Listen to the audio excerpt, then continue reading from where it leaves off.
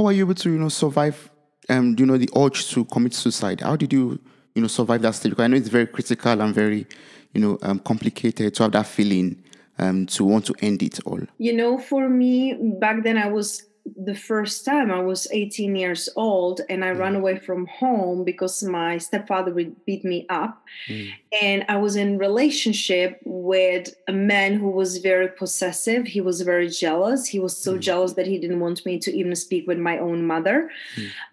He didn't want me to engage with my classmates in work, at school, and just come right away home. And so I was under so much pressure, also dealing with the eating disorder, that I just, one day when I came home early from school, I just ate all the sleeping pills that we have at home and drank wine to make sure that, it will work. And back then, that day, he was working in constructions and some machine broke that day, so he came home earlier. So I find myself in a hospital, they pumped my stomach. I find myself in hospital. And then I was going to psychologist and psychiatrist. But it was just, for me, my experience was that it was making me more crazy, because I felt like, I don't know, I felt so much resistance, So that what really helped me to go through that was asking for help, like my teacher, my classmates, then moving away from the toxic relationship, and really investing the time in myself. And a lot would help me was nature. Like as much as I could, I was in nature. Back then I was running, and I was always in a forest and close to the lakes or rivers. So really helping letting nature help me to heal. And then since then, it was just a journey. We're all on this journey. It will never end.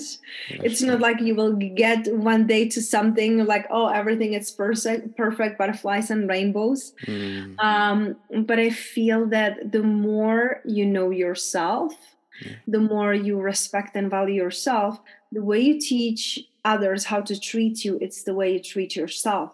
So it all starts with you. And when I declare to myself, and that was recently, that was maybe 4 years ago, when I declared that I won't settle on jobs, I won't settle on pay, I won't settle in relationships, that's when everything started to unfold for me, because I was open and I was present to not tolerating any more than what feels right for me. That's very good, and I respect the fact that you embark on this journey with so much strength, with so much power to leave back all the toxic relationship, everything that was limiting you behind, and now becoming a full being who is even transforming other people's life. I respect that. Thank you so much for your strength and everything you do. Thank you so much. Thank you so much. And I receive it, I receive your acknowledgement. And on other hand, I feel like for some reason, I didn't have a choice. That's what I feel like. People acknowledge me that, oh, you're so confident, you're so strong, you're so courageous. And for me, I feel like I didn't have a choice. Right? Sometimes we're in that survivor, and it's like, okay, I know that I'm meant for more. I know that I'm meant for better. I don't know what it is, but I know it's not here. If you're I remember when I was going through some of my darkest moments in life, I read a quote that says, if you're going through the hell, keep going. And that's something that I really want to share with people. If you're somewhere where you don't belong, you know it. Deep, deep inside you, you can feel it. If you're fulfilled, or if you're doing things just going through the motions, keep going. Like every time you take one step, the next step will unfold itself, because you won't never know what to do unless you do something.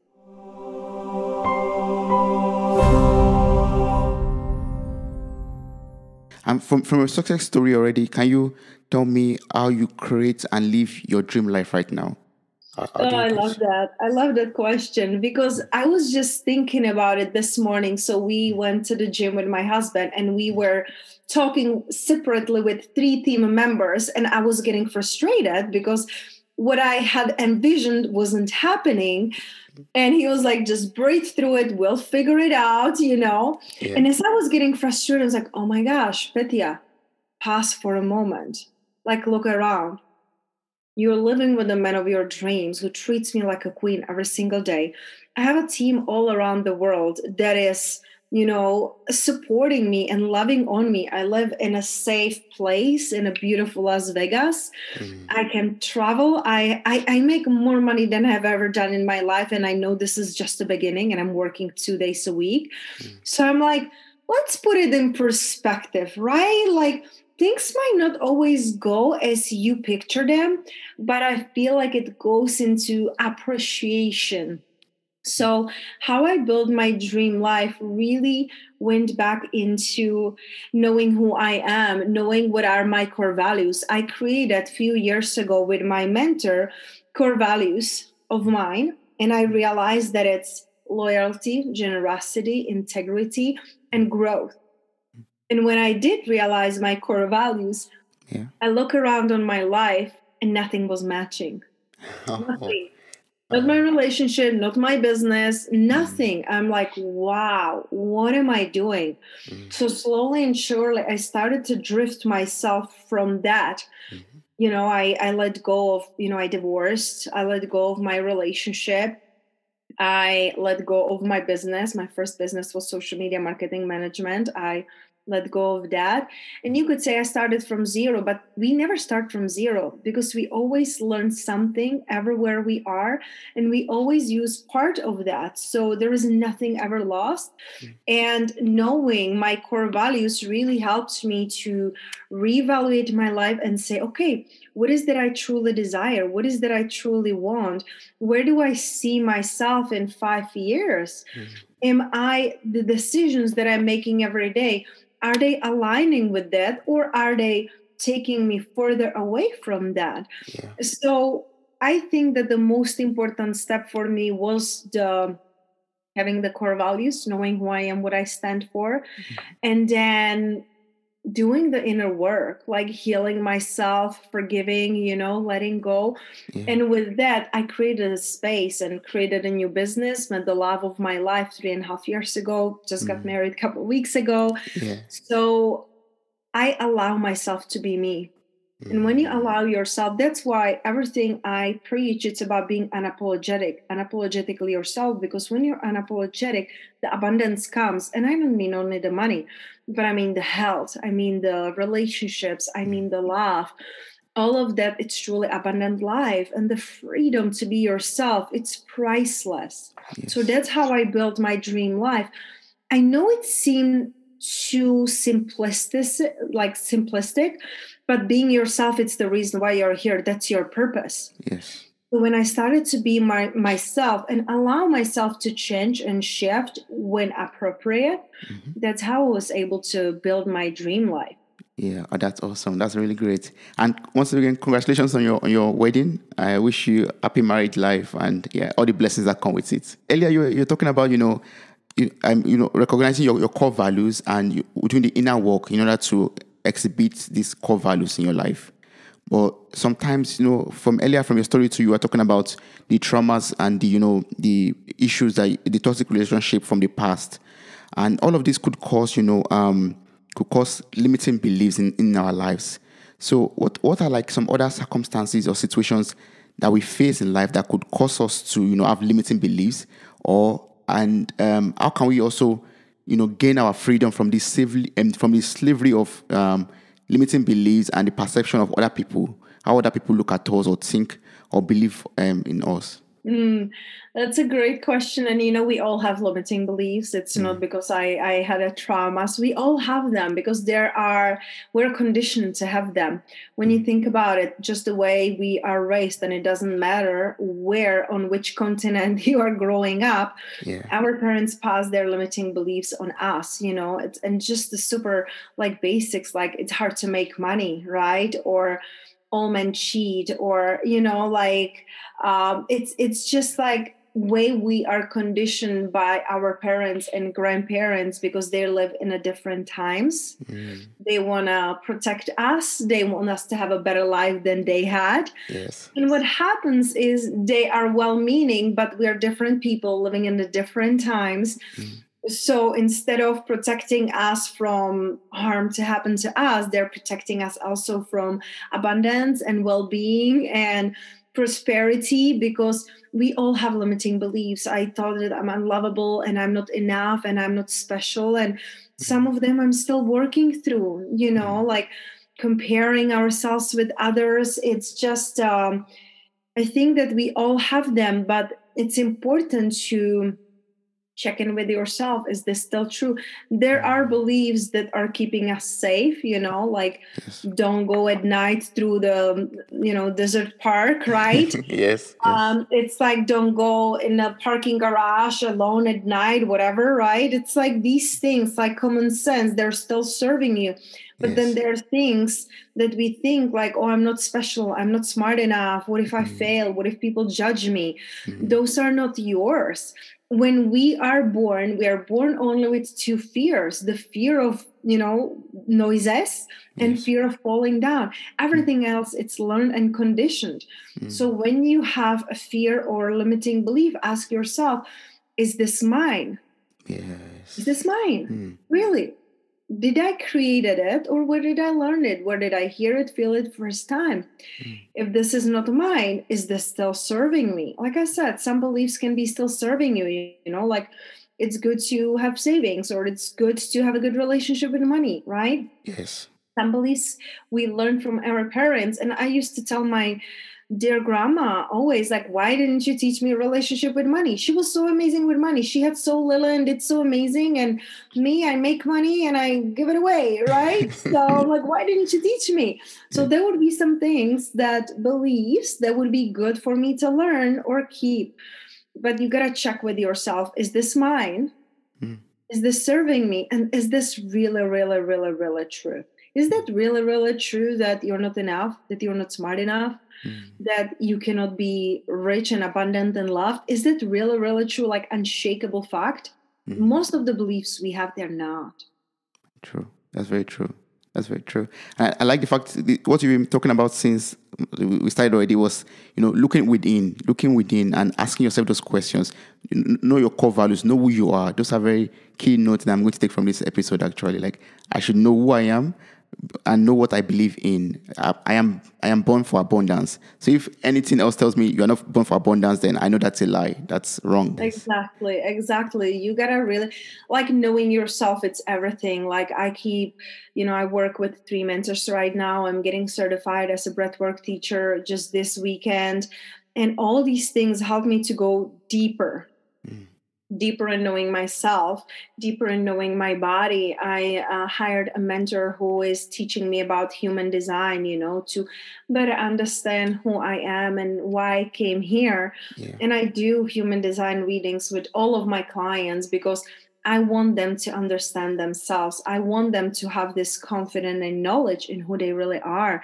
Because if you just think about it, no matter what is your goal in life, when you are clear and confident in who you really are, nobody can shake you. True. It's like, for example, like if somebody comes to me and say, hey, do you want a cigarette? I'm like, no, thanks. I don't smoke. Right. Like, why would I do that? Or, hey, do you want a piece of steak? I'm vegan. No, thank you. I don't have to think about it, right? True. And we waste so much of our energy on thinking, should I do this? Should I say that? Should I say something better? Should I go and travel? Like so many things. But when you're clear about who you are, it's easy. Yes or no. Is it the heck yes or heck no? It's in your body. You get to go back and trust your body, trust your intuition, and let it guide you. Yes. Can you educate me on human design? You just mentioned it now. I really have not read so much about it. Can you tell me about what human design is? Absolutely. So human design, it's like ancient downloaded reading about it. It has a different modalities: astrology, numerology, I Ching, chakras, Kabbalah, all of these amazing teachings all in one. It was downloaded to a man. I don't remember his name, Ra something. And it's just, it's like a chart, our human design, like why we came here, what is our purpose. And there are 4 different types, of designs, like generator, projector, reflector, manifestor, and then also mix of manifestor and generator, manifesting generator. So 5 like different personalities. And when you know your design, you know how to respond to life. You know how to manifest your desires. You know how, like, what is your purpose, why you came here. It's very complex studying. And I feel like we can be studying it for the rest of our lives. But when you know the basics, when you know your strategy, when you know your design, when you know your profile, Yes. and like I said, if somebody's hearing this for the first time, the only thing you really get to know, it's you can go on Google, find human design free chart, and just put there your name, your birthday, your time of birth, your where you were born, and it will pull up your chart, and then you can read and learn about yourself. And just yesterday, I met with one girl, and I mentioned her about human design. She's like, "Oh, I think I heard of it, but I don't know what it is." So I created her chart in like 1 minute, just download it and tell her some things that I can read, just, like just on top of like the chart, Yes. because it can be hours and hours and hours, but just a little bit. She was like, "Oh my God, like this is so accurate. I can't believe this." So it really goes down into knowing yourself. When you know who you are, when you know why you came here, everything else becomes easier for you, because you feel like, okay, I'm meant to be here, and you trust yourself. And then I feel like it's the confidence that sells, and it doesn't matter if you're selling broccoli to your kids for dinner, or if you're selling, a high ticket sell, on your business. It's important to be confident in who you really are.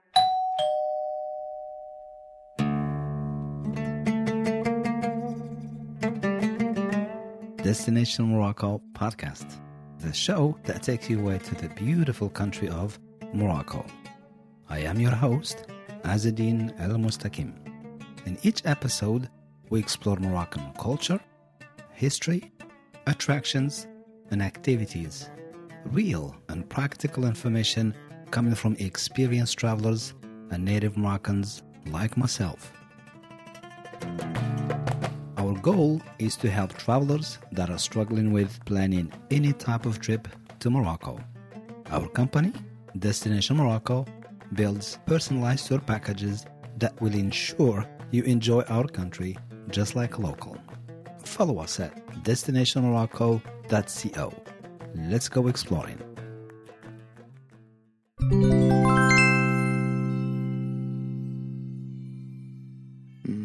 That's true. That's very true. And talking about knowing who you are, discovering who you are, I'll also talk about your podcast, your awesome podcast called Unapologetically Abundant Podcast, where you take us on a journey of self-discovery. So can you tell me more about this podcast, and what's this inspiration behind it, and what are listeners supposed to look forward to when they listen to your podcast? I love it. Thank you so much for mentioning my show on your show. It's very sweet. It's funny because when I launched my podcast almost 4 years ago now, it was called Be Strong Minded, because I wanted to blend the mind and the body and the spirit. So B is the being, strong, it's the strong physical body, and minded, it's the mindset. So I had it for almost a year. And then I realized that when I became unapologetically me, that's when the abundance came. So that's why I created and changed my podcast name into Unapologetically Abundant, because I realized that when we allow ourselves to be us, the abundance know where to find us. So that's what I do. And I do quick solos, just like inspiration and sharing my journey.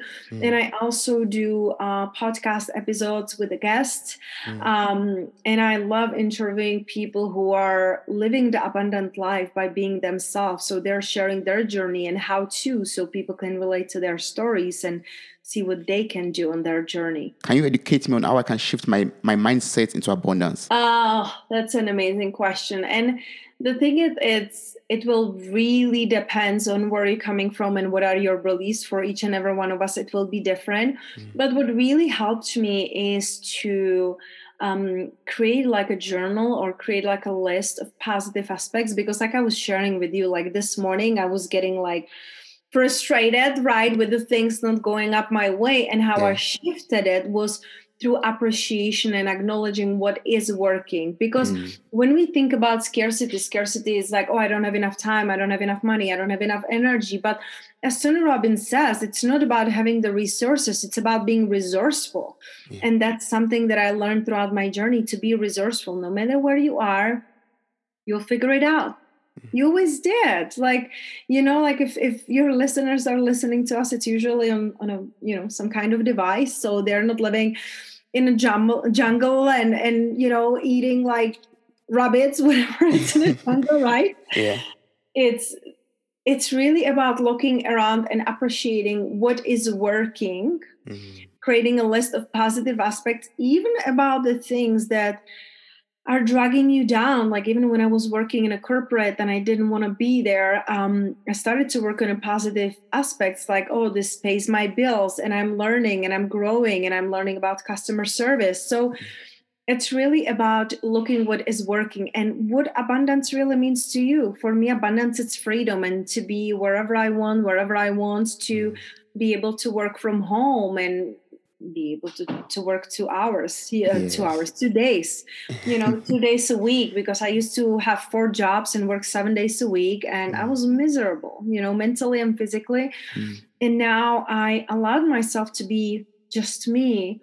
And now I'm abundantly paid to be me. And it's so fulfilling. That sounds great. And I wish everyone who is listening to this also to embark on this journey to become also, you know, abundant in every area of their lives.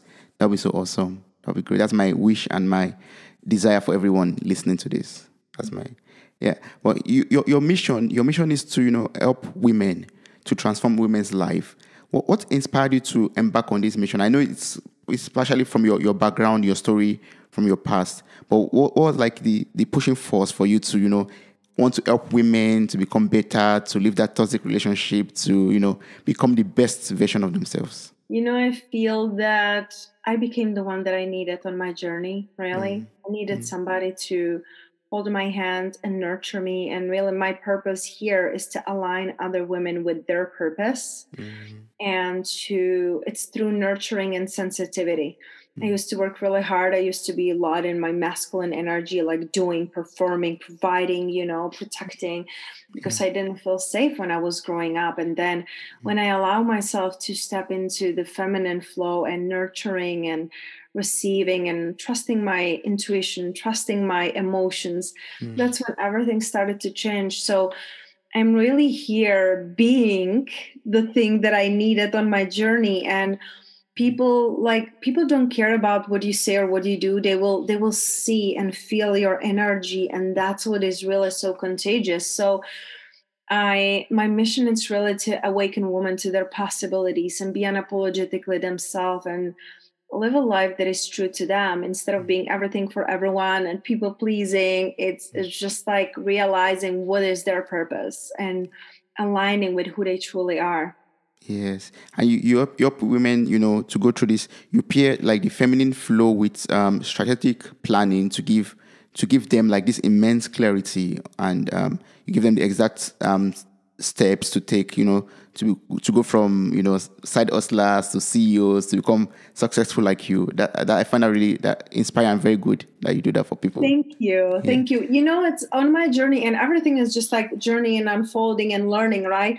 So on my journey, what I did was, like I mentioned, I was a lot of masculine energy, like planning, strategizing, you know, like very focused, very like linear thinking. And then I went on to completely other side, like, you know, like just like being in the flow and don't plan anything, and spiritual and meditating and like, oh, whatever is mine will come to me, right? And just like feet up on my table, and it's like, oh, it's meant to be, so it will come to me. However, I learned that none of those extremes really were serving me a long term. So I'm like, okay, let's marry these two, let's balance them. So now I'm pairing both, is the feminine flow and embracing the spirituality and embracing the intuition and the emotions, and also pairing it with the strategies, because without the strategies, you will be just free floating, but not helping others. And I am here to help other people, to help other people. Yeah. I work only with women because my husband, he works with the men. I work with the women. So we have it divided at home. Yes. Because it really lights me up to work with women. Of course I can help men. Of course I had clients in the past, like male, and it's not like, oh, wrong gender, not helping you. It's not like that, right? Yeah. But this is what really lights me up. If men will come to me and say, listen, like, I really resonate with you. I really need help. Like, this is what I've been through. I resonate with your story. Can you please help me? If I feel good with that person, there has to be resonance. Yes. I'm open to help. It's not like, oh, wrong, nope, don't help you. No, if it lights me up, the person, I'm more than happy to help them. Yes. It's about knowing what lights you up, and following that. And like, I always look at this analogy of a beautiful lighthouse, like standing there and being shining and bright. And those people who are your people will come to you. The opportunities and everything will come to you, but you gotta shine really bright.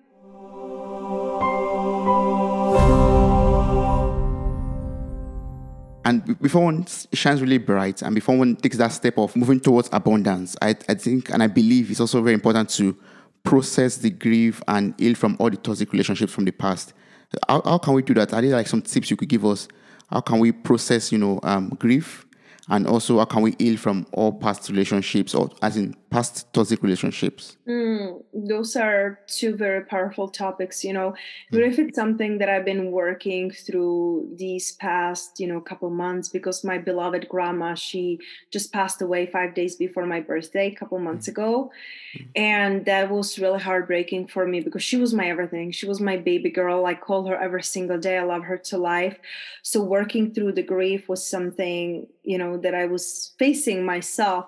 And what really helped me was to release our idea of life and death. It was release the need to have somebody physically here, right? It's to be celebrating all the good moments. Like, it still makes me smile to think about our moments when I lived in Spain and I took her there, and like so many beautiful memories. So it's really releasing the ideas of what things should look like. Right. And every single day, and that's what I did the past decade with her, every single day, treating our loved ones as it's the last time we see them. Every time I call her, I tell her I love you like a crazy, and I made her laugh, because you never know when is the last time. And it doesn't matter if the person is young or old. If you love someone, you gotta tell them. And that's why I don't have any regrets. I wanted to buy her house, and I wanted to make her feel rich, and I took care of her. I didn't have the chance and time to buy her the dream house, but I have no regrets in my heart. So I feel that to process grief, it's truly to live with no regrets, to know that we loved, that we lived, and that we were really present. That's a big one, and then just releasing the idea of that it's the ending. I don't believe that, whatever religion or spiritual people believe, I don't believe that, like, we came here, live for a few years, have babies, and then die. And it's just like, it doesn't make sense to me. I truly believe that we are energy, and the energy will just change the form. So that will help to me. And then, asking for help and talking with loved ones, because when something happens in your life and you're processing through grief, people will be checking up on you the first day, the first week, maybe two, but the pain will be there 2 months later. It still will be there. True. So really asking for that help and that support, that's important, And going back to like healing toxic relationships, again, it goes back into loving yourself. When you love yourself, you don't let anyone to treat you wrong. And also realizing that you haven't done anything wrong. Because very often when we are living in toxic relationships, whether it's our parents or friends or lovers, right? It doesn't matter. It's relationship. Sometimes a toxic relationship can be with food, with money, with ourselves, right? It doesn't have to be pointing out, it can be pointing in. It's realizing that you haven't done anything wrong. Very often we blame ourselves and something is wrong with me. I cannot do this. So accepting where you are and taking it one day at a time, pouring into yourself, one day at a time, loving on yourself and being really open and willing to heal, like the awareness, it's very important. And I do a lot with my clients inner child healing work, because it doesn't matter how amazing parents you were, you had. Very often there are still stories that we think that we were not loved, like we needed, we were not heard or seen as we needed. Even if we had the most loving parents and they were working and they were not there with you 24/7, you're like, oh, they didn't love me enough. And like their explanation of love, it's I will take care of my child so they have a better life than I did, so I will work really hard. But then there is not the quality time that the child wants. So like I said, it's like forgiving yourself for all the choices that you have done and forgiving others, not forgetting, forgiving, right? That's the difference. But forgiving them because they really did all they could. Yes. From your coaching experiences now, for example, like, and you also made mention of earlier, like, a child, a parent taking care of the child, but giving the child everything that the child needs, but not giving the child the quality time. Those are like, some those childhood traumas that, that happens to people. So from your coaching experience, can you tell me some signs that show unhealed traumas, especially childhood traumas? One of the things is that people say, I don't remember much from my childhood. That's one thing, because we're blocking it off, because we're in survivor, because we think that, oh, that's not a big deal. And then look at your current life and relationships. Are they loving? Are they nurturing? Are they fulfilling? Because if not, by the age of 7, we already have decided who we are and if we are worthy and if we are lovable. And we take it with ourselves into the adulthood. So if your relationships don't feel good, if you're in a job that it's not fulfilling, then there is something from your past telling you that you don't deserve a better, that you're not worthy, that you're not, worth of love and abundance and ease. So all these things usually sprouts when we are kids. When we become adults, are there like some things that we notice in our friends' lives or in our partner's life that says, oh, you still have some issues to deal with some from your childhood? Are there some things I could take note of, or people should take note of? Absolutely. It's like, if you want to know, how your future will be and what brought you here, look at where you are right now. Because if you don't change, nothing ever changes in your life. One thing that I love asking my clients, if nothing ever changes in your life, are you okay with that? Because most people are not. I am. Listen, Toby, if nothing ever changes in my life, I'm good. I love what I do. I love who I am. I love my relationship. I'm happy. I'm fulfilled. Everything else we want, bigger house, bigger car, having a baby next year, all these are cherries on the top. Those are like beautiful extras, right? It's just the expansion. But if my life, nothing ever changes, I'm good. And that's awesome. That shows you that you are in a stable state of your life where you are satisfied with everything. You're in a comfortable state of life. Yeah. And like I said, of course, there are upgrades. Like, yes, I want a bigger car, right? Yes, I want a bigger home with a big backyard and pool. Like, those are my desires, but those are not the things that make me feel miserable and not wanting to wake up in the morning from the bed. And that's how I used to live. I didn't want to be adulting. I didn't want to be waking up from the bed. It was tiring. So for someone who is going through that, for example, who is still having these traumas, how can they redefine it to something great or something purposeful for their lives? It will really depend on what happened in the past and what are your beliefs. So it's not like cookie cutter and like, do this exercise, you will be better, right? I feel like it all goes into awareness. And what really helped me was to do an exercise about like a dream life. Because this is something that anyone can do, like really writing and journaling about your dream life. Where do you live? Who do you wake up with? How do you create impact and income? And writing the whole day from the waking up till going to sleep, that whole day. And then taking a couple colors one color, highlighting the things that you already have in your life, and then another color highlighting the next thing that you desire. Because when you do this exercise, you will realize a lot of things that you already have, which brings gratitude and appreciation. And then you will also see the gaps, what things you don't have, and asking yourself, why I don't have them yet? What are the beliefs that are stopping me from having that, right? Yes. So that's like the first step of seeing, okay, I accomplished this and I love that. And what is the gap between who I am and who I want to be, and between what I have and what I would like to have?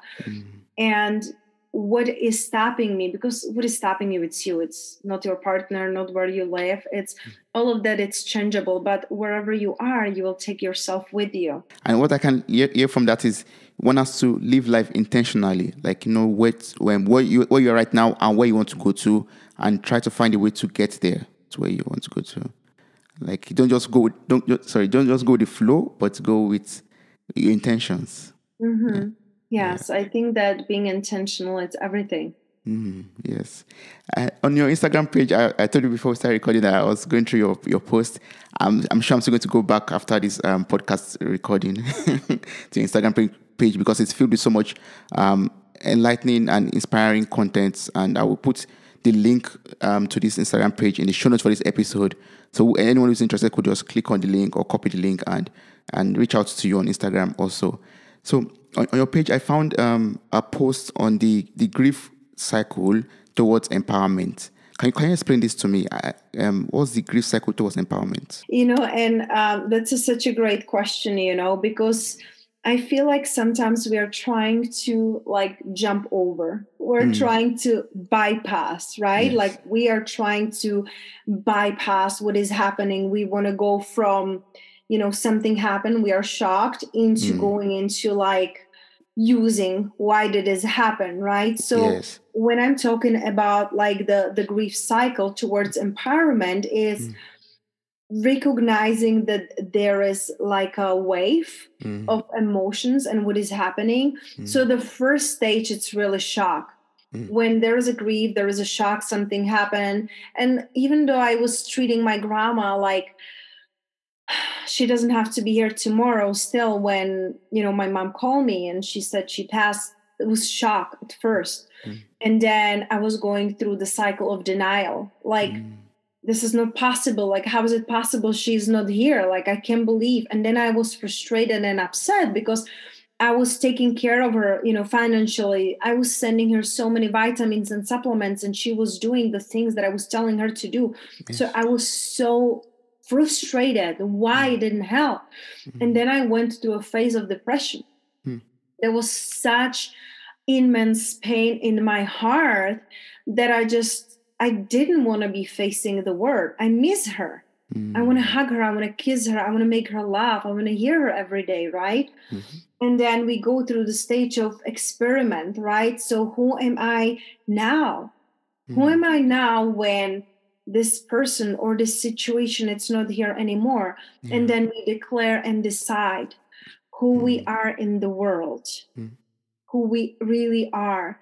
And then we integrate. And the last, stage of integration, that's all that we have learned and went through, it formed us into a new being. That's awesome. That's really beautiful. I was reading it and I was like, wow, this is very inspiring. Sometimes we think we could jump from, shock to integration immediately, but it doesn't help. It doesn't work that way. We cannot bypass, really. We can't, because if you don't feel your feelings, if you don't go through these stages, you will be forced to go through them again and again and again until you go really the full cycle. So what you are telling me now is just to allow myself go through the whole process of, from being shocked and going through the frustration, for example, till I come out and become integrated again. I feel like you really get to take a moment to see what state you are in. Where are you in that cycle? And truly feeling your feelings, allowing yourself to be where you are, and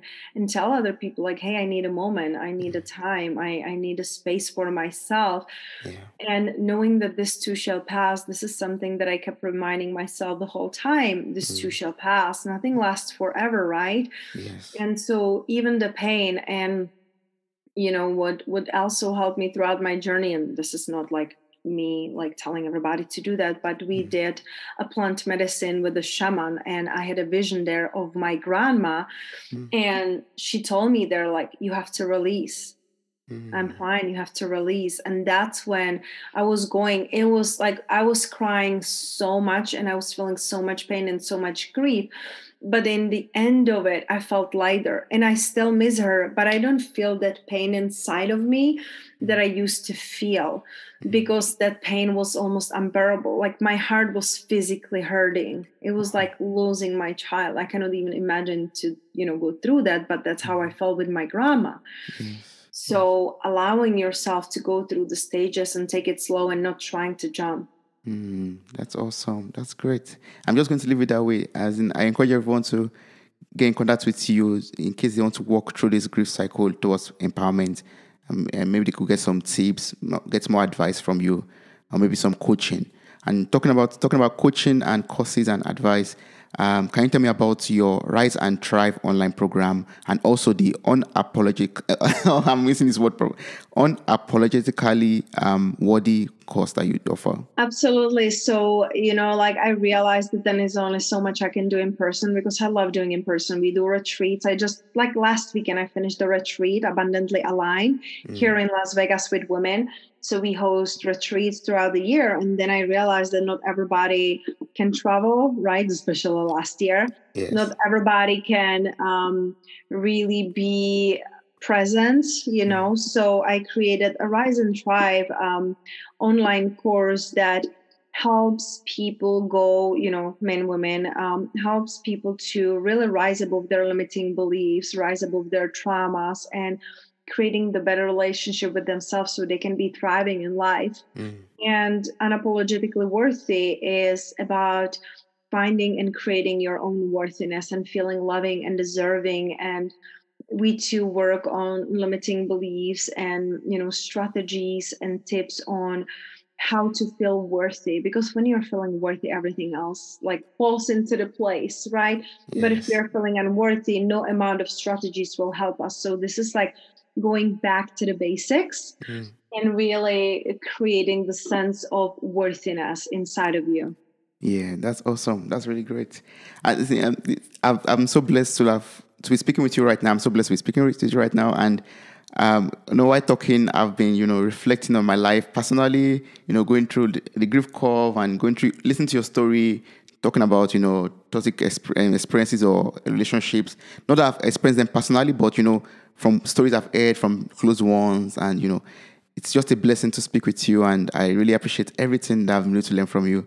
But in case there are some people out there who would love to, work with you, maybe some women that listen to this episode and would love to connect with you and work with you, what's the best way to reach out to you to, enroll to your course or get some advice from you directly? So the best way, I would say, it's Instagram. I love being active there. So sending me a DM there, or sending me an email at hello@petiakolibova.com, and we can schedule a free clarity call. You can schedule that on my website too at petiakolibova.com, because in a place that I am right now in my life, I'm very selective who I work with because I want it to be aligned with, you and me, and really feeling like a heck yes. So scheduling a free clarity call, it's the best way to really see if we are a good match and if I can support you on your journey. And if not, I know so many, other coaches and beautiful souls that I can refer people to. So really trusting that alignment. Yes. One thing I've learned from you from this episode is, I will say it again, like, know yourself, know your values, and try to heal from the past experiences, from traumas and from toxic relationships. That's one thing I'm going to take home from this episode. But is there other things you love to tell the listeners out there? Words of advice that you love to tell the listeners out there to in order to have abundant life also, like you? I feel that a mantra that I created for myself, that I start to live and that I share with my clients is, you are perfectly made for your purpose. You could see it also on my Instagram as a quote. Yeah. I truly believe when we embrace who we really are and stop comparing ourselves, stop reaching outside, but really going inside and seeing how magnificent we are. And that the way we are, the way we look, the way we speak, our experiences, our accents, right? Yeah. It's all perfectly made for our purpose and why we came here in this lifetime. When you realize that, when you really let this mantra click in your mind and your heart, you will be liberated and free to be yourself. And that's what this world really needs. People who are liberated, free to be themselves, and who are shining unapologetically. I wish you all the enlightenment that you need to become greater and bigger and, have everything that you desire for. Thank you so much. Thank you so much for your work, for having me here today, and for creating this beautiful podcast so people can be inspired and really grow. So thank you. It was an honor. Wow, you made it to the very end of this episode. Thank you so much for listening. I'm grateful for your time, your love, and your contributions. Subscribe, like, review, and share this podcast. God bless you. Bye.